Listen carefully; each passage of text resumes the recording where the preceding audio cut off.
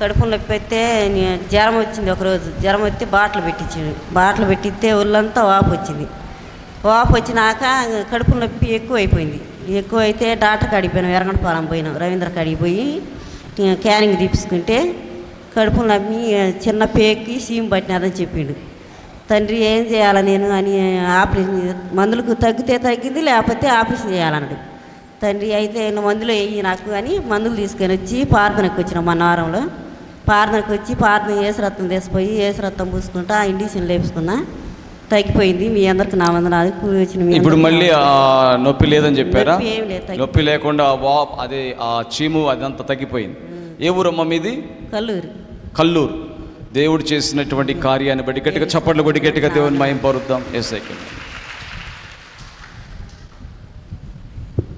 నా గురించి, నా పిల్లల గురించి, వివాహం గురించి ప్రార్థన. ఒక పేపర్ మీద రాసి ఇవ్వండి, దాంట్లో వేయండి, ఖచ్చితంగా ప్రార్థన చేస్తాం.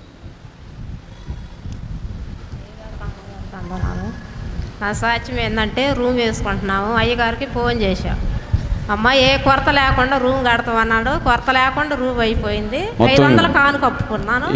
ఏ ఊరమ్మ మీది? తొరకుడుకోడు చేమకుర్తి మండలం. అయితే ఆ బిడ్డ ప్రార్థన చేయమని కోరినట్టుగా చక్కగా ఏ ఆటంకం లేకుండా వారి గృహము నెరవేరింది. గట్టిగా చప్పట్లు కొట్టి గట్టిగా దేవుని మహిమ పరుద్దాం. అయ్యగారికి అమ్మగారికి వందనాలు. 2 వారాల క్రితం గ్యాస్ ట్రబుల్ ఎక్కువయ్యి అసలు అన్నం తిన్నా ఒక్క పూట తినేది 2 పూటలు తినబుద్ధి కాదు. ఎంత ఇబ్బంది పడ్డానో ఇంకా ఏసని ప్రార్థన చేసి ఏసయ్య నాకు తగ్గితే శాస్త్రం చెప్పుకుంటా అనుకున్నా, తగ్గిపోయింది. ఇప్పుడు బాగానే ఉంది. ఏ ఊరమ్మా? అలిబాయిపాలెం. ఎక్కడది? నూజెండ్ల మండలం నుంచి వస్తున్నారు. ఆ కడుపు నొప్పి తగ్గిపోయింది. గ్యాస్ ట్రబుల్ తగ్గిపోయింది. చెక్కులు కూడా వేరే అందరూ పొగాకేస్తే మేము వేరే తెలియకేసాము. అది పోదో కొంటారో కొనరా అని అన్నారు. దేవుడు ప్రార్థన చేసుకొని ఈసారి వచ్చి సాక్ష్యం చెప్తాను ఆయన అంటే అక్కడ పోయాక మంచి రేట్లు పడ్డాయి, బాగుంది. మంచిగా దేవుడు కార్యం చేశాడు. నూజెండ్ల మండలం నుంచి వస్తున్నారు. గ్యాస్ ట్రబుల్ తగ్గిపోయిందంట. అలాగనే వారికి మంచి రేటును కూడా అనుగ్రహించాడు దేవుడు. గట్టిగా చప్పట్లు కొట్టి గట్టిగా దేవుని మహిమ పరుద్దాం. దేవుని స్తోత్రం. అయ్యగారికి వందనాలు. ఆ కుటుంబంలో అంతనకు జ్వరం 20 రోజులు జ్వరం వచ్చింది. అన్ని హాస్పిటల్ తిప్పిన తగ్గల. దానిపై దగ్గు బాగా చిన్న పిల్లలకి నేను ఇండిషన్లో చేయించిన తగ్గటం వల్ల నేను ఇక్కడికి తీసుకొచ్చిన. అయ్యగారు ప్రార్థన చేసి పేరాయిలు ఇచ్చిండు. అది తీసుకుపోయి రాసినాక అది తగ్గిపోయింది. హాస్పిటల్కి వెళ్ళిపోలే. ఏ ఊరు? గణపవరం గణపవరం త్రిపురాంతకం దగ్గర. మొత్తం రోగం అంతా తగ్గిపోయింది, పూర్తిగా తగ్గిపోయింది. ప్రేరాయలు రాసిన తర్వాత చేసినాక ఇంకా క్షేమంగా ఉండడం. కొంత పంటలో ధాన్యం కూడా తీసుకొచ్చా. దేవునికి స్తోత్రం. గట్టిగా చప్పట్లు కొట్టి గట్టిగా దేవుని మహిమ పరుద్దాం. త్రిపురాంతకం మండలం నుంచి వస్తున్నారు. యేసయ్యకి మహిమ.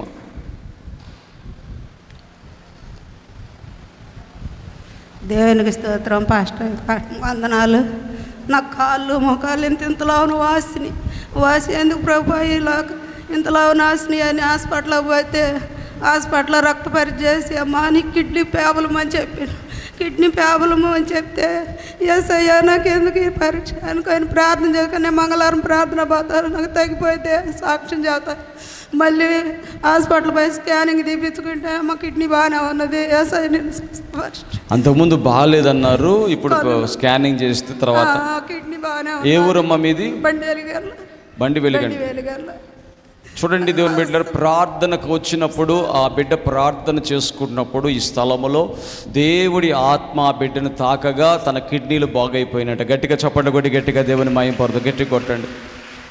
ఈ స్థలములో మోకరించి లేకపోతే ఈ స్థలములో ప్రార్థన చేసుకున్న వారి ప్రార్థనలు దేవుడు ఆలకిస్తున్నాడు. రెండో సాక్ష్యము యేసు రత్నం దేశపోయి కంది కొట్టుకుంటే కంది పండితే దర్శనం చేస్తానని కంది బాగా పండిందంట.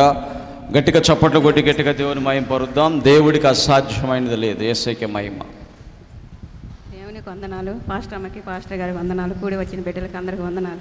నాకు 5 నెలల నుంచి గ్యాస్ ట్రబుల్ ఎక్కువయ్యి బాగా గుండెల్లో నొప్పి, చెయ్యి గుంజటము, అందరేమో హార్ట్ అటాకుల కింద మారిద్ది అది అని భయపెట్టేశారు. చాలా బాధపడి దేవుడిని ప్రార్థించుకొని బాగా నైటు బాగా ఏకుంజాము తెల్లవారుజాము లేచి ప్రార్థన చేసుకొని దేవుడిని బాగా వేడుకున్నాను. కానీ మంగళవారం ప్రార్థన 7 వారాలు వస్తాను అనుకున్నా, ఇది 7వ వారము. చెయ్యి గుంజటం కానీ ఇదంతా బాగా గుండె నొప్పి కానీ అంతా తగ్గిపోయింది, బాగుంది. ఇప్పుడు అన్నం కూడా తినలేకపోయేదానికి వచ్చి అసలు తినలేకపోయేదాన్ని, ఇప్పుడు అన్నం కూడా తింటున్నా, బాగుంది. ఆ దేవునికే మహిమ. దేవుడు స్వస్థపరిచాడు. ఇక్కడికి వచ్చి ప్రార్థనలో ఏకీభవించగా ప్రార్థించుకోగా దేవుడు అద్భుతంగా కార్యం చేశాడు. గట్టిగా చప్పట్లు కొట్టి గట్టిగా దేవుని మహిమ పరుద్దాం. సాక్ష్యం చెప్పుకుంటానని ఒప్పుకున్నా. సాక్ష్యం చెప్పిన జల తగ్గిపోయింది, కాలు బాగుంది. పాస్టర్కు వందనాలు. దేవుడు చేసిన మేలు బట్టి ఆ కాలి జిల ఆ వాపు తగ్గిపోయిందంటే గట్టిగా చప్పట్లు కొట్టి గట్టిగా దేవుని మహిమ పరుద్దాం. యేసయ్యకే మహిమ కలుగును గాక. వందనాలు, అందరికి వందనాలు. మరి నాకు మోకాళ్ళ నొప్పులు బాగా వచ్చినాయి, నడవలేకపోయాను. 9 వారాలు వస్తాను అనుకున్నాను, 8 వారాలు వచ్చాను. అమ్మాయి డెలివరీ అయింది, వాళ్ళు అందరూ క్షేమంగా ఉన్నారు. ఇప్పుడు 9వ వారం వచ్చి 500 కానుకెత్తి సాక్ష్యం చెప్పుకుంటాను. నా బిడ్డ వివాహం గురించి ప్రార్థన చేయండి. ఇది సమస్య. మేలు జరిగించిన దేవుడు. ఏ ఊరమ్మ మీది? ఎర్రవనపల్లి. మేలు జరిగించిన దేవునికి కృతజ్ఞతగా కానుక తీసుకొచ్చారు. గట్టిగా చప్పట్లు కొట్టి గట్టిగా దేవుని మహిమ పరుద్దాం. ఇంకొక సాక్ష్యం అయ్యగారు మర్చిపోయినాను. ఇంకో సాక్ష్యం ఏంటంటే ఇంటి రెంట్ 3200 కట్టలేనని, పరిస్థితి బాగాలేదని దేవుడు ప్రార్థించుకోగా 1500 ఇల్లు నాకు దేవుడు చూపించాడు. సాక్ష్యం చెప్తాను అనుకున్నాను, ఇంట్లో కూడా చేరాము, బాగుంది, దేవుడు చూపించింది. మేలు జరిగించాడు దేవుడు. యేసయ్యకే మహిమ కలుగును గాక. 5 నిమిషాలు టైం మాట్లాడు అన్నయ్య. నాకు బ్రెయిన్కి స్ట్రోక్ వచ్చింది. బ్రెయిన్ స్ట్రోక్ హైదరాబాద్లో దగ్గర పెట్టుకో. హైదరాబాద్లో చూపిస్తే అది మా వల్ల కాదు అన్నారు. నెక్స్ట్ నర్సాపేట తీసుకొచ్చారు. నర్సాపేటలో పడితే మా వల్ల కాదు అన్నారు. గుంటూరు తీసుకెళ్ళారు. అప్పటికి డిసెంబర్ 11వ తారీఖు. అయితే హైదరాబాద్ నుంచి గుంటూరు తీసుకెళ్తే ఇక్కడ నరంలోకి కెమ్మరేసారు. కెమ్మరేస్తే ఇక్కడ స్టోక్కి నరాలు 3 ఉబ్బిపోయినాయి. ఇంక బతకదన్నారు. ఇతను మనకి ఆశలు వదిలేసుకున్నాను నేను కూడా. సరేలనే ఆపరేషన్ చేస్తే బతికేసి ఉండ. నాతో పాటు కోమలో ఉన్నారు ఒక 20 మంది 30 మంది దాకా ఉన్నారు ఐసీలోనే. నేనే అయితే ఆ నైటు అంబులెన్స్లో వెళ్తుంటే ఇక్కడ ఏదో ముట్టినట్టు ఉంటుంది, ఇట్లా తాకినట్టుగా దేవుడు. ఏ ఊరు మీది? అది ఇక్కడ కెల్లంపల్లి. అయితే తాగినట్లు ఉంటుంది. నేను మామూలుగానే నా టేజ్ వచ్చేసింది, అయిపోయింది నాది టేజ్. చనిపోతాం అనేటువంటి మాట చెప్పారు, కానీ దేవుడు అద్భుతంగా నాకు ఆపరేషన్ చేసింటే 3 గంటలకే మెలుగు వచ్చేసింది, బాగుంది, ఏ విధమైన ఇబ్బంది లేకుండా. ఇది 4వ నెల, ఏ ఇబ్బంది లేదు, బాగానే ఉంది. ఇది 4వ వారం రావటం. 4వ వారం ఇక్కడికి వస్తాం. దేవుడు అద్భుతంగా మేలు జరిగించాడు. కృతజ్ఞతగా రైస్ బ్యాగ్ తీసుకొచ్చారంట. దేవుడు వారి కుటుంబాన్ని ఇంకనూ ఆశీర్వదించాలి. అప్పుడు ఈ కాలు పడిపోయినట్టుంది. ఆటోని తన్నితే ఆటో కూడా అట్లా లేచిపోయింది, అంతలా ఉంది నా పరిస్థితి. కాలుది అంటే పచ్చివాస వస్తాయి కదా, పక్షవాతం అట్లాంటిది బ్రెయిన్ స్ట్రోక్. ఓకే. అది అడిగితే ఎట్లా తగ్గింది. దేవుడు గొప్ప కార్యం చేశాడు. తన బిడ్డ ప్రార్థించగా తన ప్రార్థనకు జవాబుగా తాకినట్టుగా అతడు చెప్తున్నాడు. తన తలని తాకినట్టుగా మొత్తం కూడా దేవుడు అద్భుతంగా స్వస్థపరిచాడు. గట్టిగా చప్పట్లు కొట్టి గట్టిగా దేవుని మహిమ పరుద్దాం. అది ఇంకోటి అన్నయ్య, ఇది మనం అంటాం చూడు, చికెన్ నూడిల్స్, ఫ్రైడ్ రైస్ అవన్నీ బంద్ చేయాలన్నయ్య. ఎందుకంటే దానివల్ల వచ్చిందంట స్ట్రోక్. ఆయిల్ ఫుడ్ కదా, ఆయిల్ ఫుడ్ వల్ల వస్తుందట stroke. Okay okay okay. Guntur doctor నాకు చెప్పేశాడు, నువ్వు ఏం తింటావంటే నేను ఎక్కువ ఫ్రైడ్ రైస్, చికెన్ మంజూరు అయితే తింటానన్న. అది ఆయిల్ ఫుడ్, దానివల్ల నీకు స్ట్రోక్ వచ్చింది. బ్యాడ్ కొలెస్ట్రాల్ వచ్చింది, కొలెస్ట్రాల్ పెరిగిపోయి బ్యాడ్ కొలెస్ట్రాల్ వల్ల బీపీ హై బీపీ వచ్చింది. హై బీపీ వల్ల స్ట్రోక్ వచ్చేసింది. ఆ స్ట్రోక్ ఇంకెట్టా నీకు బ్రెయిన్కి వచ్చింది, నీకు బాగున్నావు. నాతో పాటు 4 చనిపోయి ఉన్నారు హాస్పిటల్లోనే. అప్పుడే నీ కళ్ళతోనే చూసానే ఉండవన్నాయి. అప్పుడు కోమలో లాస్ట్ డిసెంబర్ 13వ తేదీన జరిగిందా? డిసెంబర్. కానీ దేవుడు అద్భుతంగా నిన్ను ఏప్రిల్ నెలలో నువ్వు వచ్చి సాక్ష్యం చెప్తున్నావు అంటే దేవుడికే మహిమ కలుగును గాక. గట్టిగా చప్పట్లు కొట్టి గట్టిగా దేవుని మహిమ పొరుద్దాం. యేసయ్యకే మహిమ కలుగును గాక.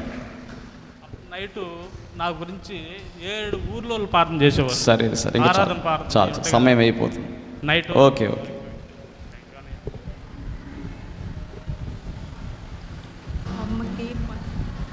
అమ్మకి పన్ను నొప్పి విపరీతంగా ఒళ్ళు నొప్పులుగా ఉంటే మందిరంలో సాక్ష్యం చెప్తానన్నా బాగుంది. నాకు నొప్పులు నీరసం కళ్ళు తిరిగిపోతుంటే మందిరంలో సాక్ష్యం చెప్తా అనుకున్నా బాగున్నా. దేవుడు నా భర్తకి కాళ్ళు నొప్పులు బాగా వాసిపోయాయి, వాపొచ్చినాయి. ఇంకా హాస్పిటల్కి పోయి మందులు వాడినా కానీ తగ్గట్లా. 3-4 సార్లు హాస్పిటల్కి పోతానే ఉన్నాను. ప్రభా నీ చిత్తం అయితే వేస్తాయా, నేనైతే ప్రార్థనకి తీసుకొస్తాను, మేము మందిరానికి వస్తామయ్యా, ఈ కాళ్ళు నొప్పులు ఉన్న సాంక్షన్ తీసివేయి తండ్రి అని నేను ప్రార్థించుకుంటున్నా.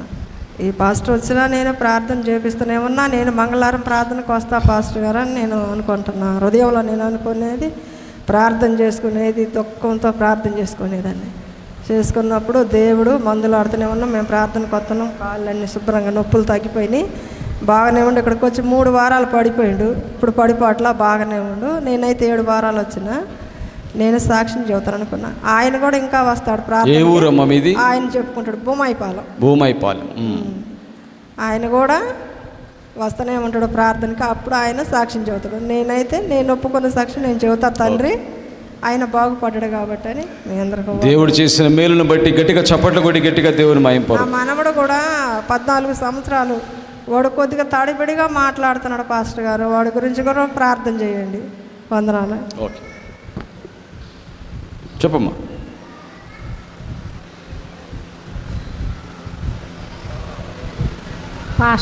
పాస్టర్కు నా వందనాలు. ఇక్కడ చేరి వచ్చిన అందరికీ నా వందనాలు. నేను నా సాక్ష్యం ఏమన్నానంటే, నాకు బరిగొడ్లు ఉన్నాయి. బరిగొడ్లు ఉంటే పోయినసారి వచ్చి సాక్ష్యం చెప్పినాను. మళ్ళీ దూడపిల్ల చచ్చిపోయింది. 2వ నెల అయితే దూడపిల్ల చచ్చిపోయింది. పాలిస్తే ఉదయం సాయంత్రం బాగా పాలిస్తే నేను సాక్ష్యం చెప్తాను అనుకున్నాను. సాక్ష్యం చెప్తున్నాను. 2 పూట్ల పాలిస్తుంది. అయితే